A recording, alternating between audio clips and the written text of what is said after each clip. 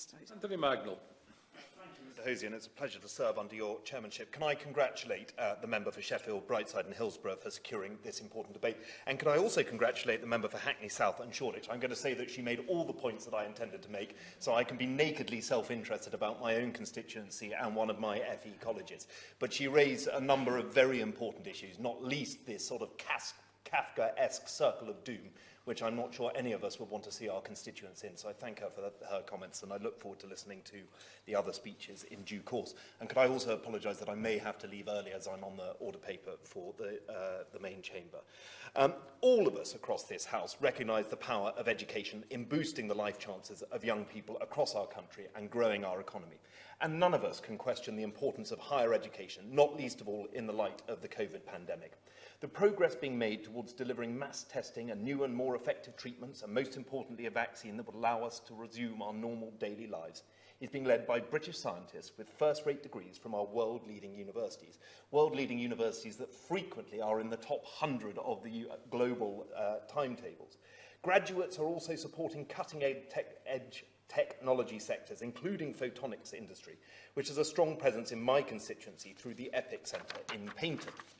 That said, Mr. Chairman, I think it's fair to say that successive governments have focused too much on higher education to the detriment of our further education system. In our eagerness to send as many young people to university as possible, we have failed to deliver sufficient options to empower those who do not feel that higher education is right for them. In my previous life, I worked in Singapore. Any member doubting the transformational impact of further education and the impact that it can have on boosting life chances and economic growth should look to that country. In the immediate post-war period, Singapore was less wealthy than Jamaica. It had no natural resources, and so Lee Kuan Yew's, the Singaporean's first Prime Minister, set out a strategy to develop Singapore's only available natural resource, its people. And between 1960 and 2010, Jamaica's GDP per head of population increased by 30%. Singapore's increased by 1,100%.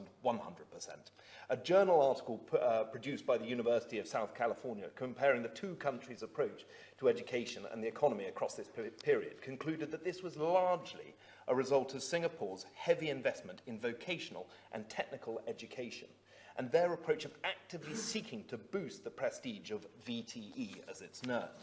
We must and can learn from Singapore by their example and by investing more into further education and championing the role it helps play in young people to achieve their dreams. I think the Honourable Member for Shoreditch and Hackney South made a very good point that there is no poverty of ambition anywhere in this country, and that's something we should absolutely harness. Mr. Chairman, I am very fortunate to have in my constituency of South Devon and Totnes South Devon College. It is the jewel in the crown of FE colleges, and I'm working closely with the Principal, Lawrence Fruin, and his staff to ensure that it has further support and opportunities now and in the future. Each and every time I visit, I meet young people who are aspiring to become engineers, boat builders, thatchers, plumbers, electricians, coders, and really anything else you might imagine. This is a college that is helping to create a new workforce that is in demand now. It is focused on producing opportunities for those industries and sectors that are the backbone of South Devon's economy, as well as championing innovation and creativity for tomorrow's businesses and industries. The latest figures show that 90% of apprenticeships in Tor Bay, in my constituency, go on and find sustained employment within a year of completing their courses. And as such, it's clear that the first-rate further education providers like South Devon College play a pivotal role in empowering these young people to achieve their dreams. That is why I welcome the government's lifetime skills guarantee set out by the Prime Minister at the end of September, offering adults without A-levels or equivalent qualifications a free, fully funded course, which will help those who missed out on further education to boost their skills and achieve those opportunities before them. And I look forward to looking at what will be available within that scheme in due course. But of course, more can be done. And I wouldn't be representing the people of Totnes and South Devon if I wasn't speaking about the fishing sector. When we leave the common fisheries policy, Mr. Chairman, our fishing sector will have the opportunity to regain access to the catches denied to us for over 40 years by the common fisheries policy.